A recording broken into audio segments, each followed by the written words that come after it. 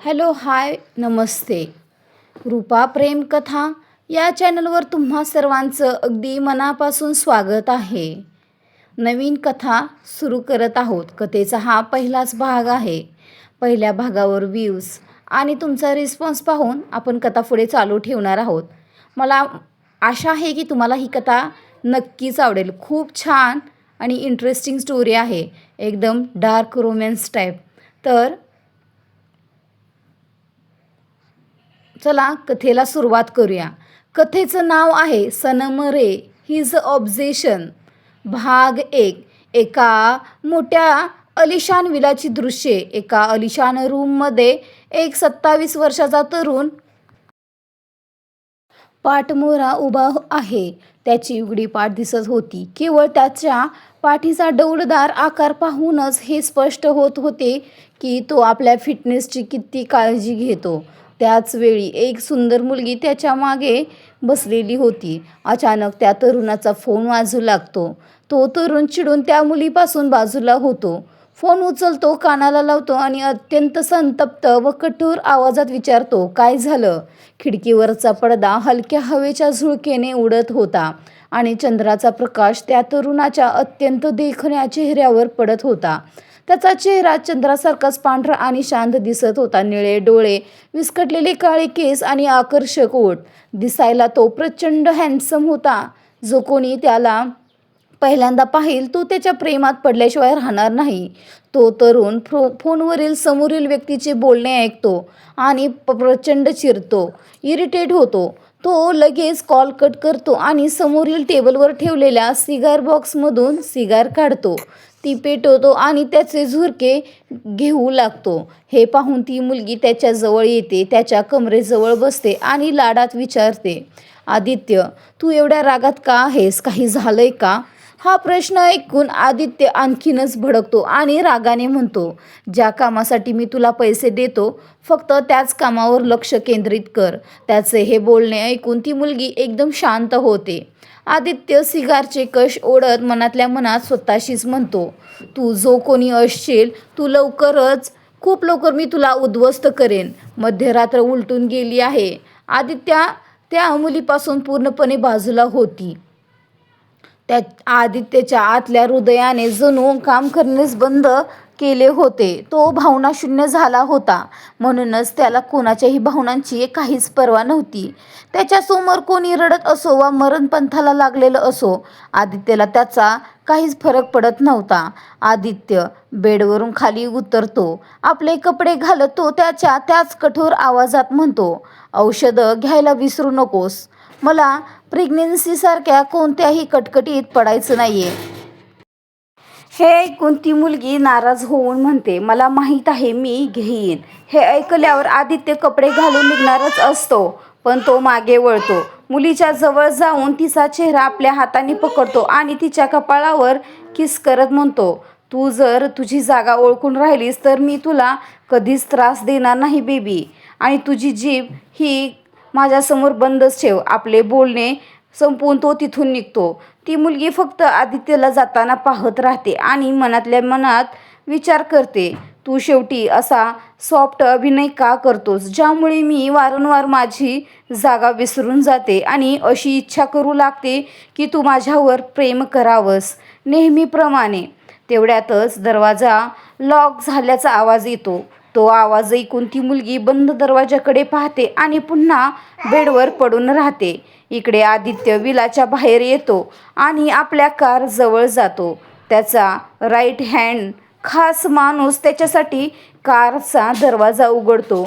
आदित्य कारमध्ये जाऊन बसतो. लगेचच त्याचा राईट हँड कारचा दरवाजा लॉक करतो आणि ड्रायव्हिंग सीटवर जाऊन बसतो. कार स्टार्ट करत तो मजेच्या सुरात म्हणतो, बॉस, तुम्ही स्वतः तर तिथे मजा करत होतात आणि मला या एवढ्या रात्री इथे बोलावून तब्बल 3 तासापासून बाहेर उभं करून ठेवलंय. हे काही बरोबर नाही बॉस. त्याचे हे फालतू बोलणे ऐकून आदित्य वैतागतो आणि म्हणतो, फ्लिक्स, तुझं तोंड बंद ठेव, नाहीतर पुन्हा बोलण्यालायक ठेवणार नाही. हे ऐकून फ्लिक्स हसत हसत म्हणतो, बॉस, जर तुम्ही माझ्यासोबत असंच वागलात तर मी तुम्हाला इतक्या चांगल्या बातम्या कशा सांगणार. फ्लिक्सच्या या नाटकाला कंटाळून आदित्य आपले डोळे बंद करतो आणि म्हणतो, जर तू माझ्या कामाचा नसतास ना तर याच क्षणी तुझा जीव घेतला असता. हे ऐकून फ्लिक्स पुन्हा हसू लागतो. फ्लिक्स लहानपणापासूनच आदित्यसाठी काम करत आला होता, त्यामुळे तो त्याचा राईट हँड असण्यासोबतच त्याचा एक चांगला मित्रही होता. तो नेहमीच आदित्यसमोर अशा मूर्खपणाच्या गोष्टी बोलत असायचा, पण तेही फक्त तोपर्यंतच जोपर्यंत आदित्यचा मूड जास्त खराब नसेल.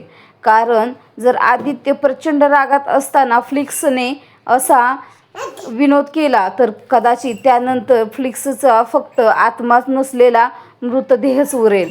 काही वेळानंतर कार एका सुनसान भागात बनलेल्या एका अतिशय भव्य आणि आलिशान मेन्शनसमोर येऊन थांबते. तो वाडा दिसायला खूपच भव्य होता, पण आजूबाजूच्या भयानक वातावरणामुळे तो एखादा भुताटकीचा महालच असल्यासारखा भासत होता. कार थांबताच तिथे उभा असलेला गार्ड पुढे येतो आणि कारचा दरवाजा उघडतो. आदित्य आपल्या कारमधून बाहेर पडतो. तिथे उपस्थित असलेले सर्व गार्ड्स आदित्यला पाहून त्याला आदराने ग्रीट करतात. तेवढ्यातच फ्लिक्सही कारमधून बाहेर येतो आणि गार्ड्स त्यालाही ग्रीट करतात. त्यानंतर आदित्य पुढे चालू लागतो आणि फ्लिक्स त्याच्या मागे मागे चालू लागतो. दोघेही मेन्शनच्या आत येतात. ते आत येताच तिथे उपस्थित असलेले आदित्यचे सगळे माणसे उभे राहून आदित्यला ग्रीट करतात, पण आदित्य त्यांच्याकडे जास्त लक्ष न देता फ्लिक्ससोबत एका खोलीत येतो. तिथे एक अत्यंत सुंदर मुलगी व्हाईट कोट घालून उभी असते. तिच्या समोर बेडवर एक जखमी माणूस झोपलेला असतो, ज्याच्या संपूर्ण शरीराला बँडेज बांधलेले असतात आणि त्याचे शरीर दोऱ्यांनी जखडलेले होते.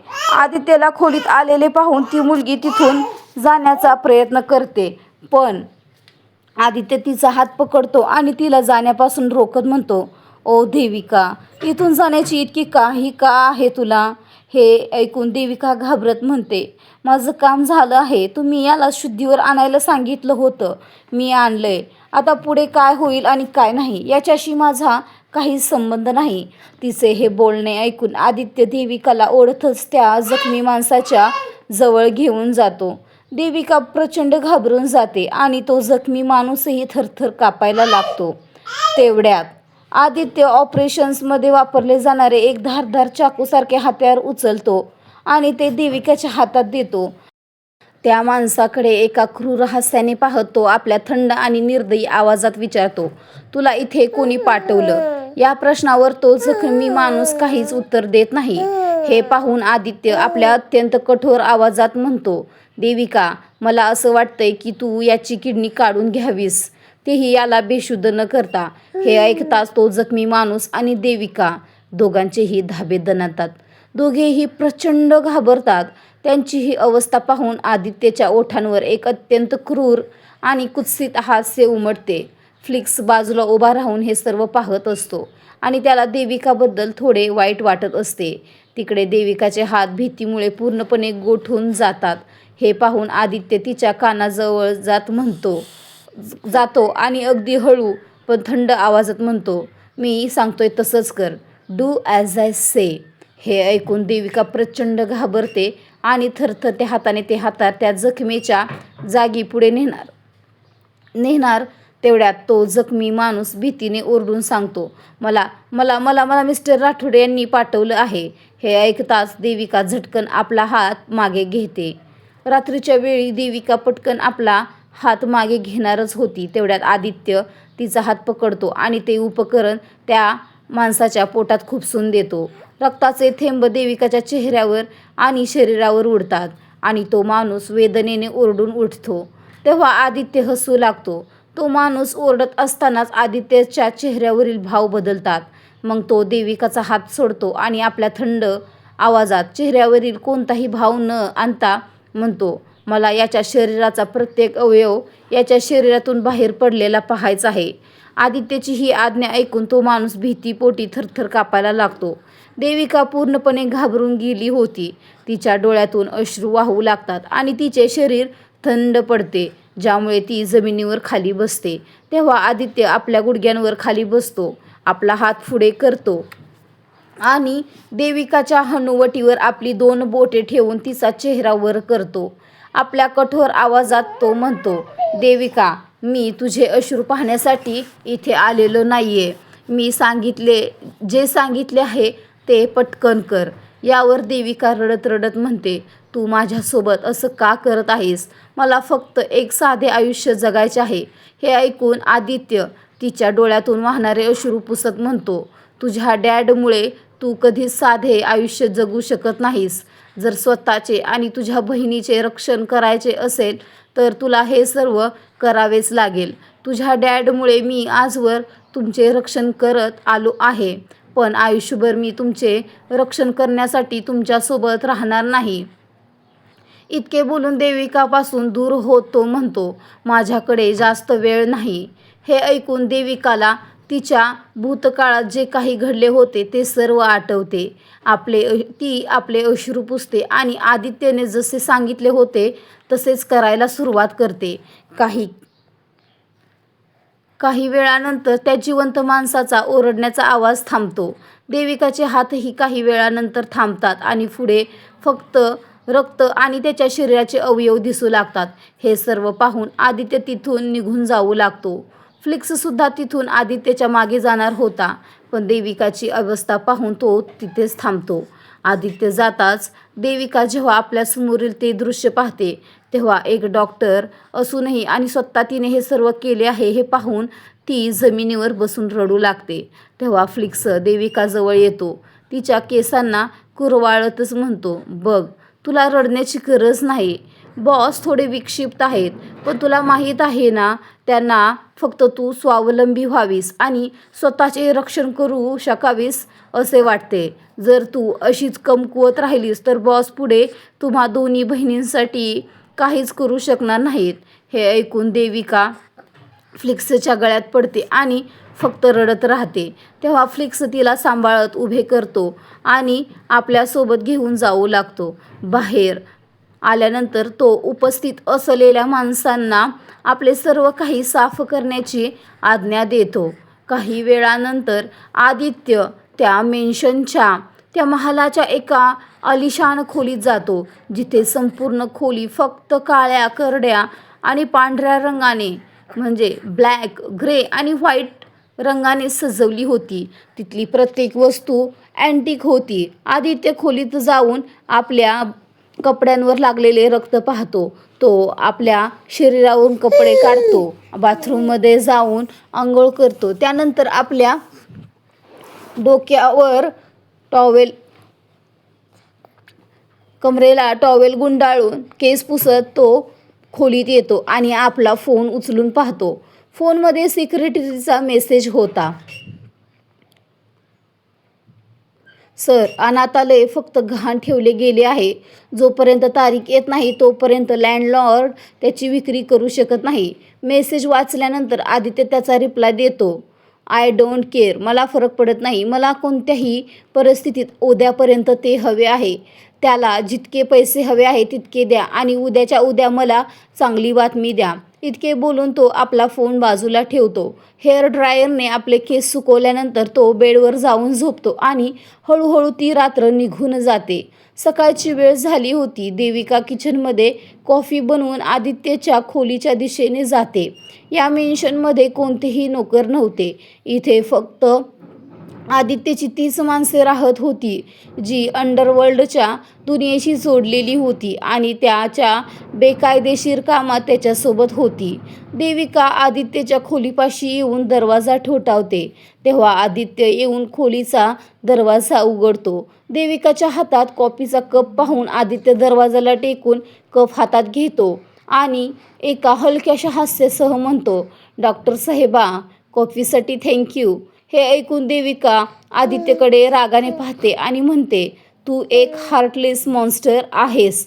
हे ऐकून आदित्य हसून म्हणतो, उफ, तू जेव्हा माझी अशी स्तुती करतेस ना तेव्हा मला खूप सुकून मिळतो. तेवढ्यातच फ्लिक्स तिथे येतो. आदित्य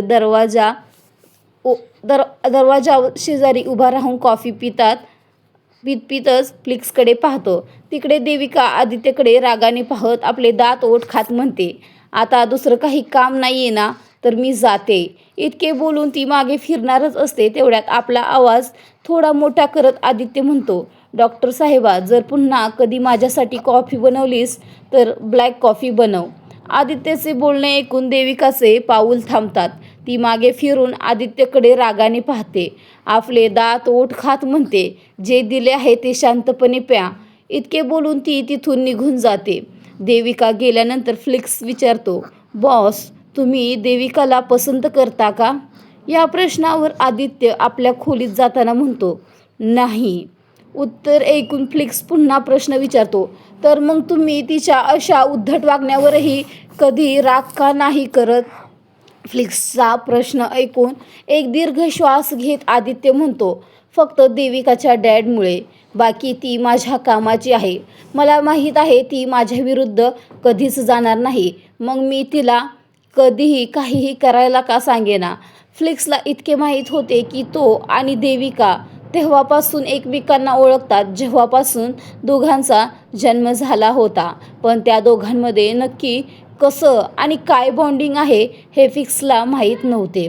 कारण फ्लिक्सने आदित्यसोबत तेव्हापासून काम करायला सुरुवात केली होती जेव्हा तो 13 वर्षाचा होता आणि आदित्यने त्याला ऑक्शन रूममध्ये म्हणजे लिलावाला विकले जाण्यापासून वाचवले होते. तेव्हा आदित्य कधीतरीच देविकाच्या डॅडला भेटायला जायचा आणि त्या काळात देविका बोर्डिंग स्कूलमध्ये गेलेली होती. तेवढ्यात आदित्य आपला थंड आवाजात प्रश्न करतो, तू इथे का आला होतास? हा प्रश्न ऐकून फ्लिक्स पटकन म्हणतो, बॉस, तुमचा फोन ऑफ आहे का? हा प्रश्न ऐकून आदित्य जाऊन आपला फोन पाहतो. आदित्यने काल मेसेज केल्यानंतर फोनमध्ये चार्जिंग आहे की नाही याकडे लक्ष दिले नव्हते. तेव्हा आदित्य आपला फोन चार्जिंगला लावत म्हणतो, फक्त एवढंच सांगायला आला होतास का? तर त्यावर फ्लिक्स काय म्हणतो जाणून घेण्यासाठी पुढील भाग लवकरच येईल, तो पहा. सनम रे हिज ऑब्सेशन भाग 1 आणि 2 हे आहेत मिक्स टाकले, कारण छोटे छोटे भाग आहेत या स्टोरीचे. लवकरच पुढचा भाग येईल. ही कथा आपल्या प्रतिलिपी चॅनलवर पण आहे. प्रतिलिपीला तर वाचायची असेल तर तुम्ही वाचू शकता. पण ही यूट्यूबवर पण येणार आहे. आपल्याला सप्टेंबरपर्यंत आपल्या चॅनलवर 4000 तास कंप्लीट करायचे. प्रॉब्लेम झाला आहे, तुम्हाला माहीतच आहे ना. आता यूट्यूबच्या पॉलिसी एवढ्या कडक झाल्या आहेत, काही सांगता येत नाही आहे. तर चला भेटू लवकर एका नवीन भागासह. तोपर्यंत बाय. कथा कशी वाटते कमेंटमध्ये सांगा. लाईक करा, शेअर करा, कमेंट करा. बाय.